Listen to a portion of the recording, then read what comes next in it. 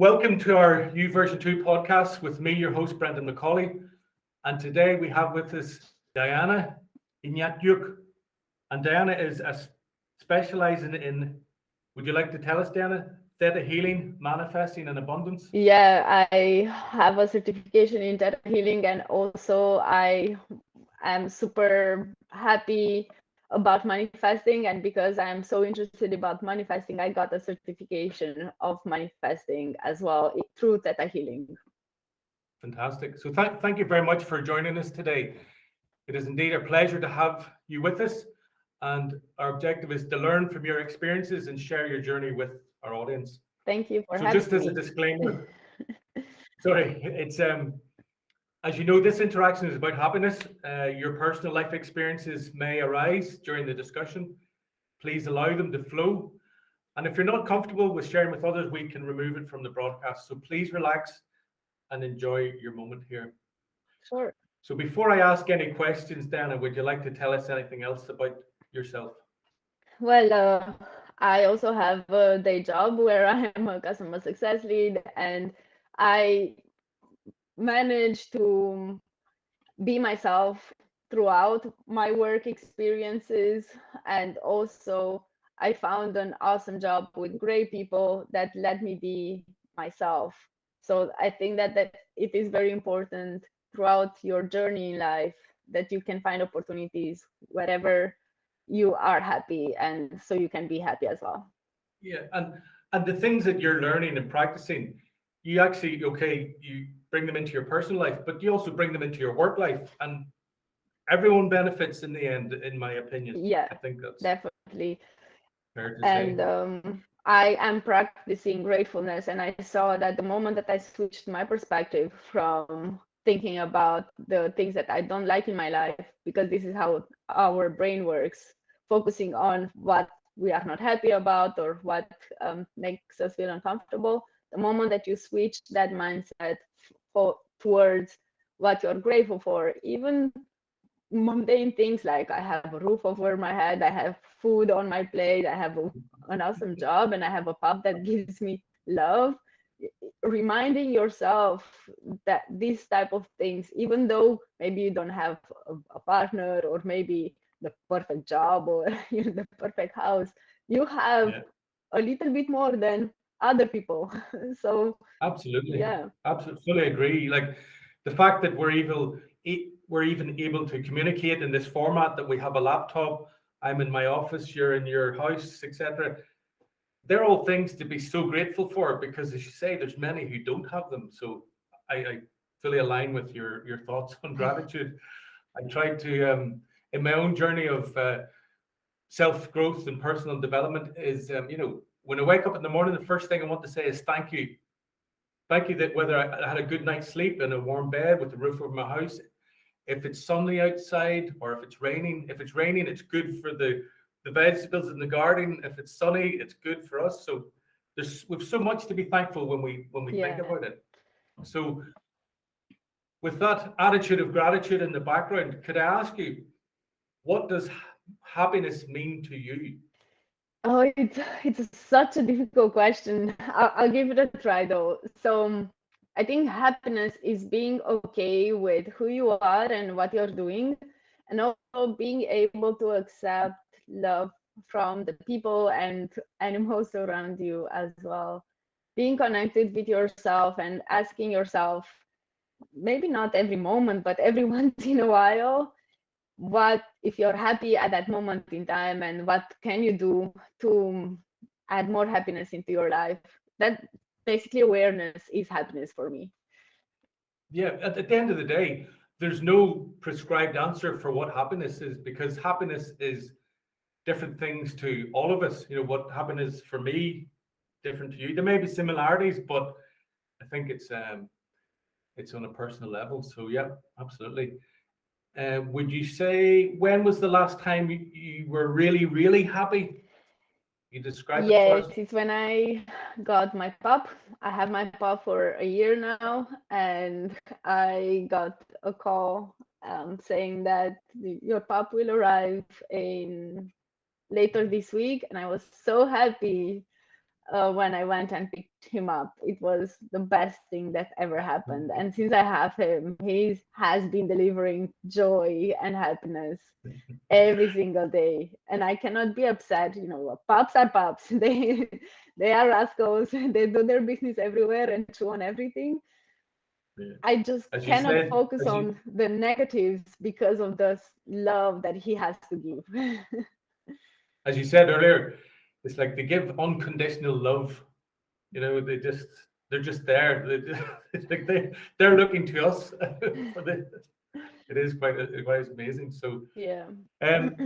would you say, in relation to the feeling or the emotion of happiness, can it fade away with time? I think it can once you get used to that happiness. But I also think that it's upon us to make sure that we incorporate that gratefulness and we remind ourselves of the happiness that is around us. Again, not everybody has a pub or not everybody has a house. So once you receive or once you are in a happy moment, it is important to make some anchors in that moment that you can tap easily. You know, Yeah. that a smell or a feeling or, you know, a weather or a person that was there with you, music, whatever.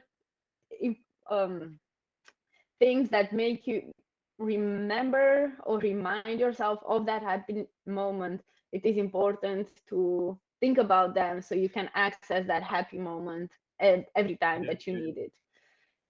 And you said something interesting. We can access that thought. So even with a thought, we can make ourselves happier just from a happy memory. So there's a friend of mine. His name's Tunji. He has a thing. He has a logo, Happy Drip, and I think about it often because sometimes when we could be in a moment that we're covered in happiness, it's just like an intense moment of happiness, and it lasts for a day, whatever. And then if that dissipates, what about the day after, the week after?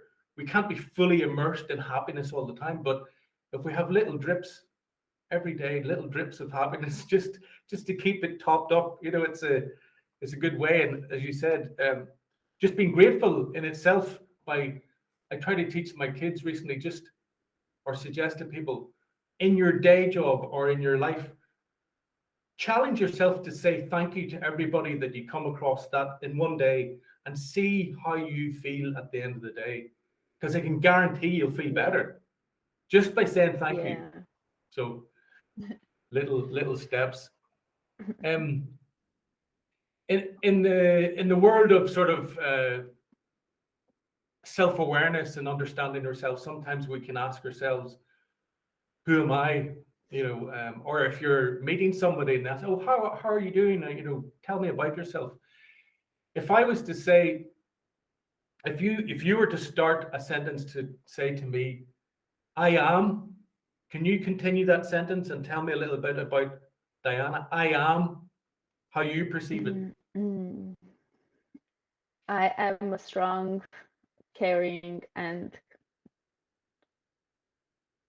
hopefully soon will be self-aware of myself woman. Yeah, it's not an easy question, I have to say,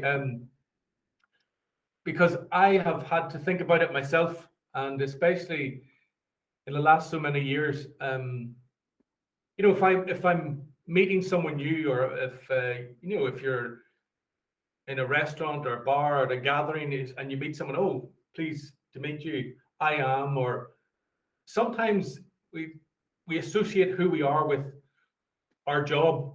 That's quite a normal response. Oh, I'm Brendan McCauley. I'm a construction manager, etc. And you go off this path of what we do to earn money to survive in this world. Whereas sometimes the person who we actually are is more than that. That's only a small Yeah. part of our life. The who we are is so much more. You know, like My wife tells the story sometimes, and she jokes about it. The first time I met her, we were talking, and I introduced myself, and she said, "So what do you do?" I said, "Oh, I'm a DJ." And it wasn't a lie, because every Saturday I did DJ on a local radio station, but it wasn't a paid job. It was for fun. So it took a while for her to realize that I actually work in the construction industry. But I didn't start with, "Oh yeah, I'm such and such and I work in construction." I mentioned what I dreamed of being. But yeah, it's a constant learning, That is Diana. such a cool perspective. And as you mentioned, you're probably on a path of identifying who I Yes. am, even more so. Uh, And you started with a few good, strong words. You're a strong woman. So as a strong woman, I'm sure you will overcome and succeed. So the things we focus on, how do you devote your time, your energy, your money in these days? I am working or investing a lot in self-development. It's not only on mindfulness and spirituality, it's also on, who am I as a person, what are my gaps, and how can I reach my goals. They can be financial or personal or career development, or even, how can I get more followers on Instagram. I basically follow my resources every month into one of these areas of focus. So I invest throughout and not in a particular subject all the time. Yeah. Well, I think you mentioned it there. When we actually we realize and start to invest and spend time on ourselves. That's where it all starts. Because when we invest in ourselves, well, then we're in a position to help others. Definitely. Even if you take it in a sort of a selfish way, say, no, oh no, I do everything for everyone else, and I give all my time and energy to my family, for example. But if I don't look after myself and stay healthy and be in a good mindset, I'm not in a position to provide for my family. So I think it's not being selfish. It's essential Yeah. that we look after ourselves. And I mean, we I are certainly commend people, you for. and as people, everybody needs to fulfill their needs, whatever they are and whatever they do. If how much they help people, I think everybody helps people to some extent in however they act and whatever type of job they have. They do help other people. It's just that some industries have more human touch than others, and we are all Yeah, humans, and we need to fulfill our needs so we can have a positive impact on our communities and the people around us. absolutely, absolutely.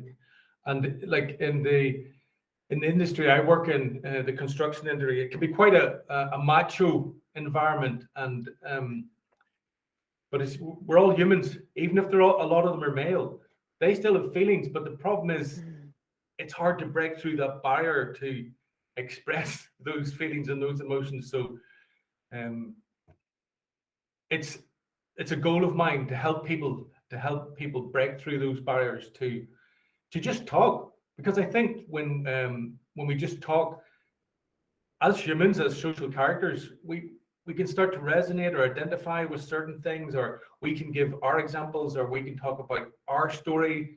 And when we do that, other people can actually, it can help them, because they say, oh yeah, I'm struggling with that myself. I and this is what I did. I tried this and this, and all of a sudden someone goes, a bulb above their head.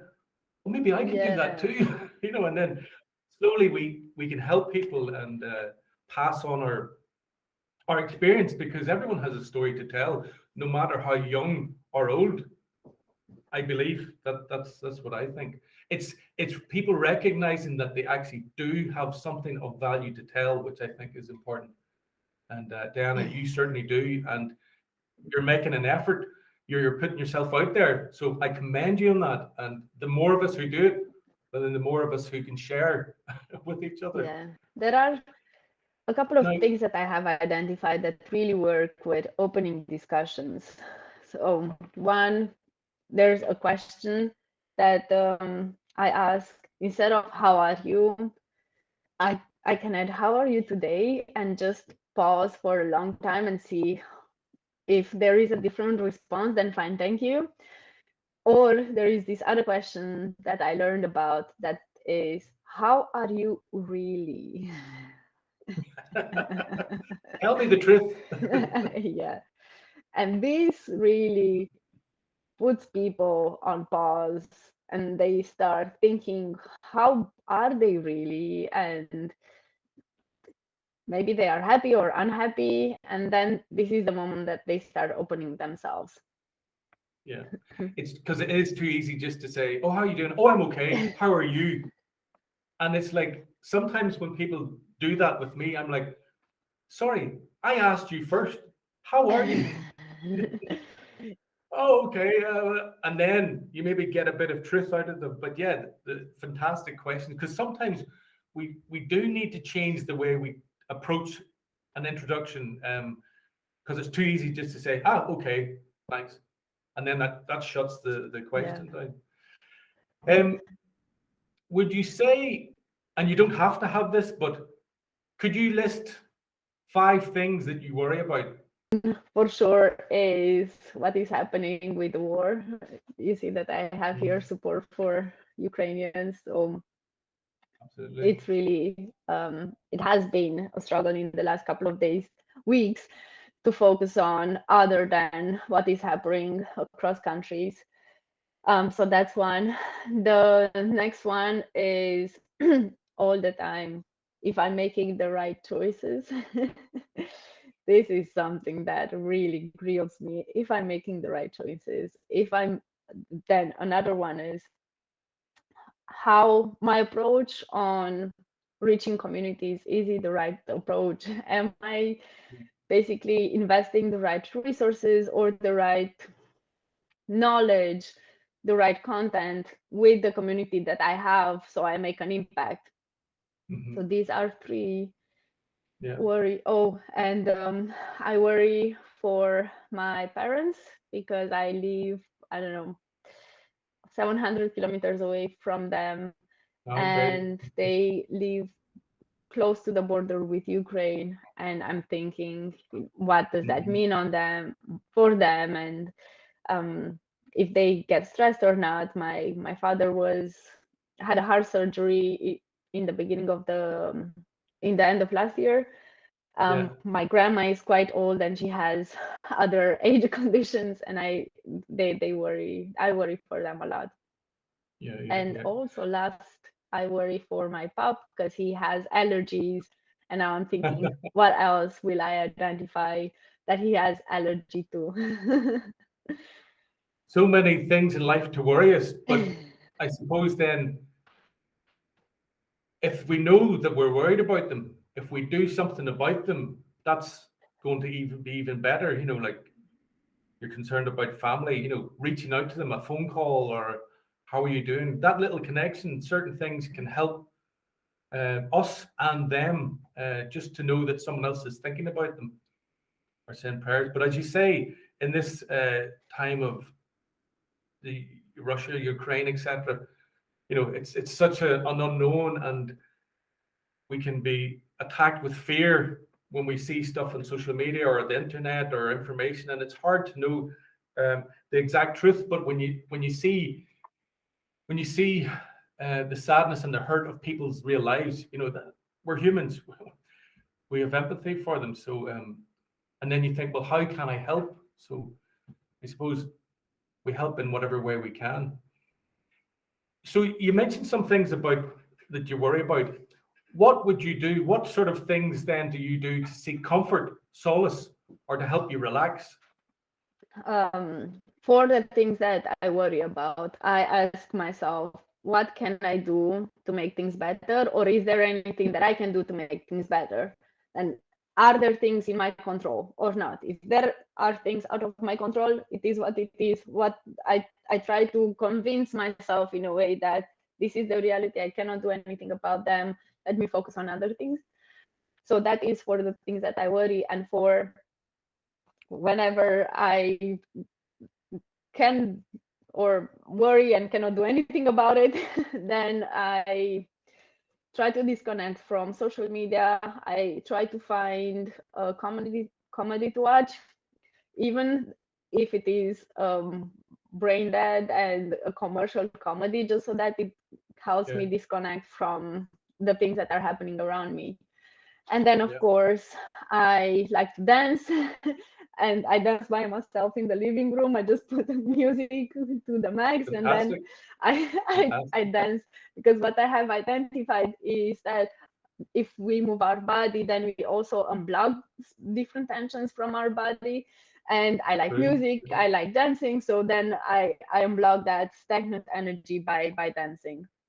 And of course, I mentioned this a lot, my pup is the embodiment of joy and pure love, and I play with him, I cuddle with him, and he's the pup was certainly a good choice. Yeah.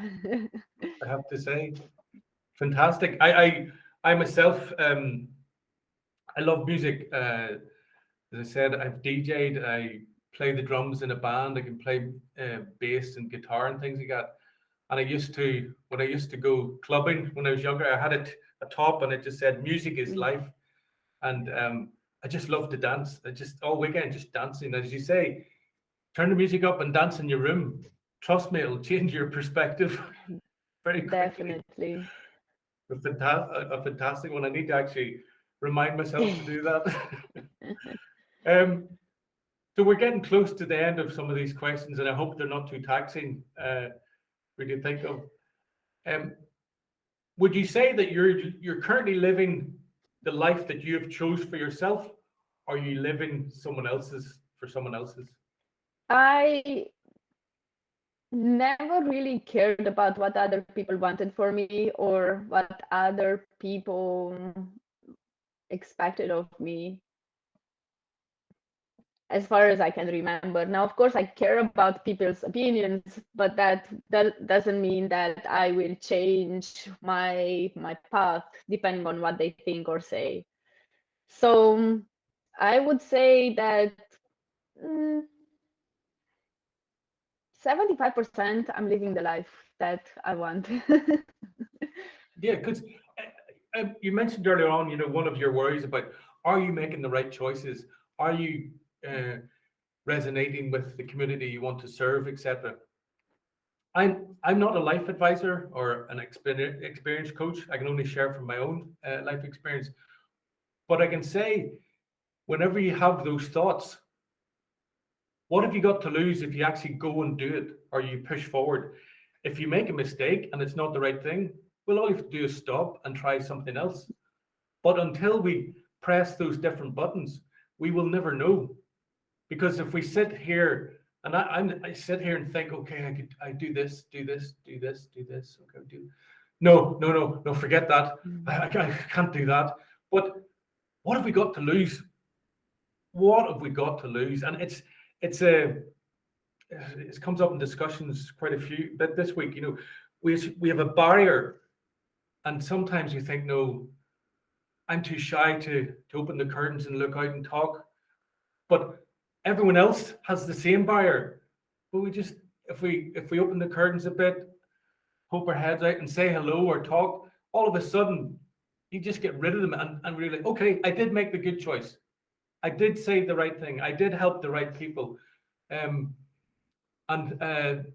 of thinking about confronting our fears, my daughter wants to learn, she's learning skateboarding, and they do a drop in. So you're up high in the ramp and they want to drop in.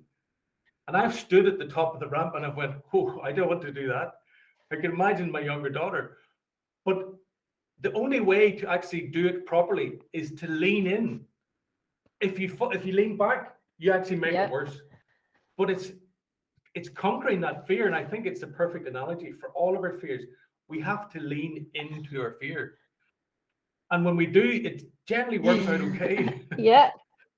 I'm saying that to encourage myself and yourself, I Diana. know it, it's difficult to put yourself out there and talk about your journey and to be so vulnerable in front of Yeah, the yeah. other people.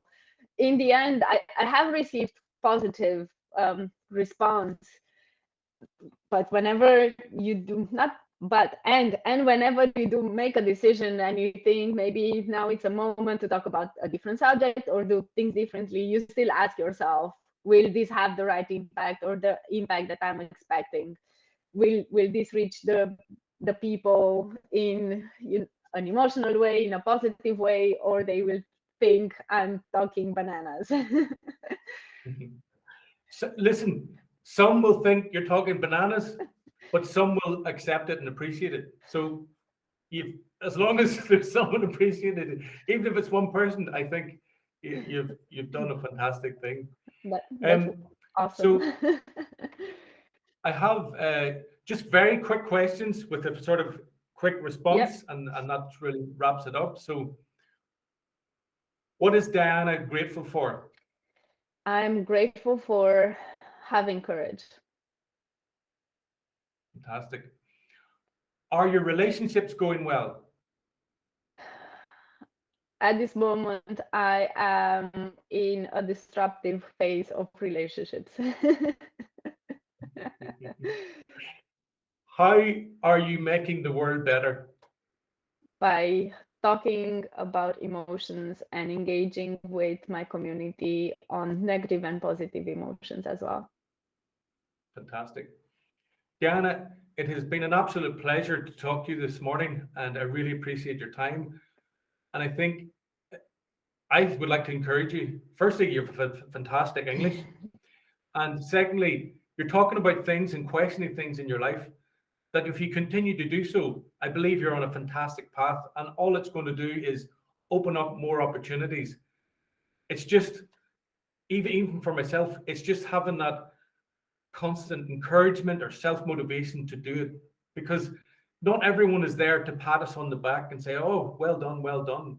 But I would like to pat you on the back and say, "Well done," and I would like to encourage you to keep going and keep doing, because personally, I think you're doing a fantastic job, and it's an absolute pleasure to Thank you talk to very you. much. And thank you for inviting me here today.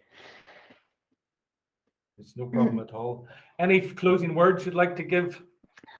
What I would say is every once in a while, everybody should try to contact their heart, basically do a deep breath, imagine that their focus goes around their heart and ask the heart what message the heart has for them. In time, they will be better at reaching that or receiving that message. They will be able to hear it more intensely and be able to be guided by their heart rather than by the mind. Beautiful, beautiful, Diana. So thank you so much, and Thank you. we look forward to seeing more of your positive messages on social media or on whatever platform we see them. Thank you very much. Have an awesome day.